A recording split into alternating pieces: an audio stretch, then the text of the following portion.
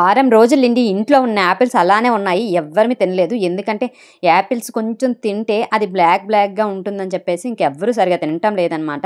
సర్లే ఎందుకులే వేస్ట్ చేయడం అని చెప్పేసి నేనైతే మా పాపకి చాలా ఇష్టమైన, మా పాపకే కాదు చిన్న పిల్లలకి ఎవ్వరికైనా ఈ జామ్ అంటే చాలా ఇష్టపడతారు కదా! అందుకని చెప్పి ఈరోజు జామ్ అయితే చేస్తున్నాను. ఫస్ట్ అయితే యాపిల్ పీల్ తీసుకొని చిన్న పీసెస్‌గా కట్ చేసుకొని అవైతే కుక్కర్‌లో వేసేసి అందులో చిన్న బీట్రూట్ కూడా వేసేసుకొని కొంచెం వాటర్ వేసి ఒక 2 విజిల్స్ అయితే ఉంచితే సరిపోతుంది. 2 విజిల్స్ తర్వాత చాలా మెత్తగా అయిపోతుంది.